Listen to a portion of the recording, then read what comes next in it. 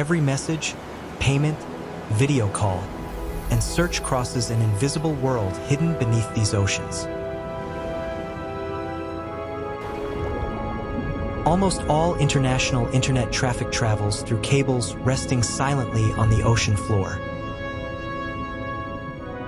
Yet the entire network depends on an astonishingly small fleet of specialized repair ships. Worldwide, only about 60 ships carry the equipment and crews capable of repairing these critical links. If you enjoy uncovering hidden systems like this, comment below what we should investigate next. To follow future investigations, please like, share, and subscribe. Now, let's follow these ships into the middle of the ocean. Financial markets, hospitals, cloud services, and millions of daily conversations all depend on the same hidden network. Although heavily engineered, these cables remain vulnerable to anchors, fishing gear, earthquakes, and underwater landslides. When a cable fails, the race begins long before anyone reaches the damaged section beneath the sea. Sometimes the nearest repair ship is thousands of miles away, turning every hour into valuable recovery time. But what happens when several critical cables fail before enough repair ships can even arrive? Behind every repair mission lies a carefully planned operation where weather, distance, and timing decide everything. In the next chapter, we'll step aboard one of these remarkable ships to see how a broken internet cable is brought back to life. Unlike ordinary ships, every square meter aboard a cable repair vessel is designed for one highly specialized mission. Before touching the cable, the crew must first pinpoint a fault that may lie thousands of meters beneath the surface. In deeper waters, remotely operated vehicles become the crew's eyes, searching the dark ocean floor for a cable no wider than a garden hose. Only after locating the fault can the painstaking task of lifting the damaged cable back onto the ship finally begin.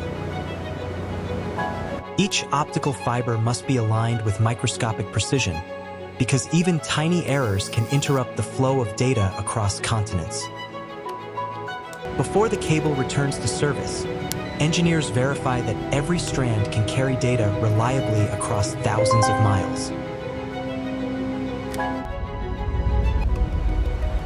Even a perfectly prepared crew can be forced to wait, because rough seas make precision cable work dangerously difficult. While repairs continue, internet providers reroute enormous volumes of traffic to keep the world connected.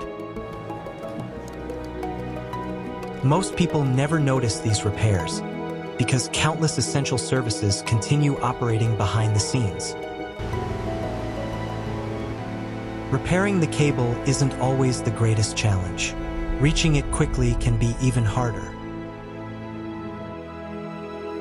And that's where the real problem begins. There simply aren't enough repair ships to be everywhere at once. In the next chapter, we'll uncover why the world's digital backbone depends on so few ships, and why replacing them isn't as simple as building more. At first glance, the solution seems obvious. If 60 ships aren't enough, why not simply build more?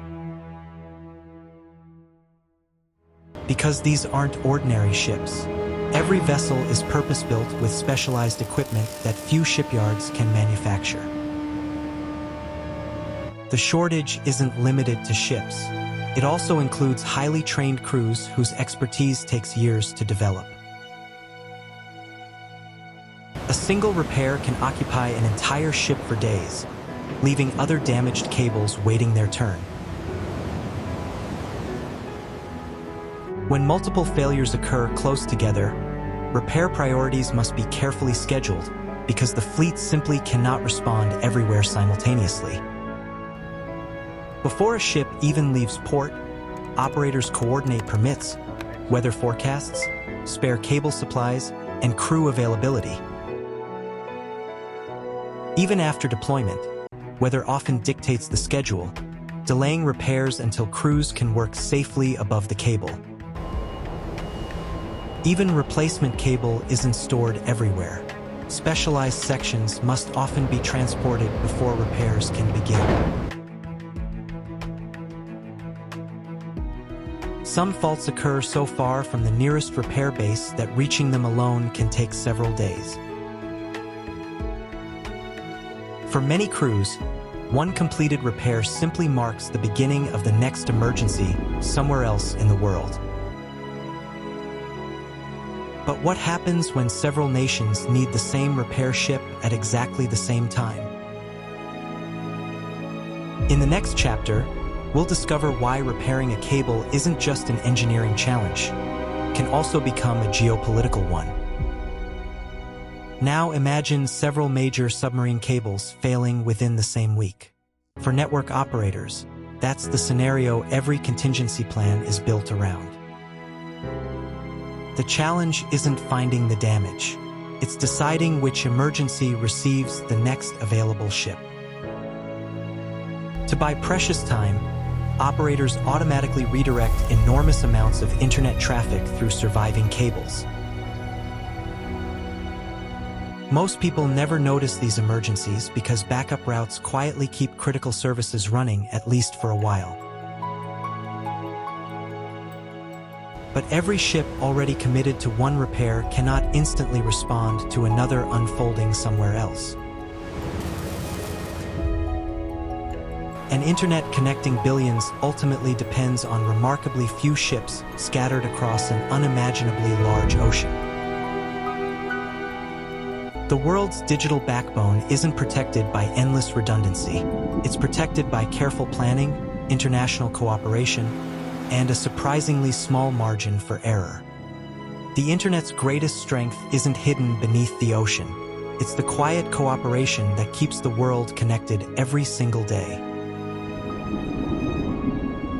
Thank you for watching The Sovereign Ledger. Please share, comment, and subscribe.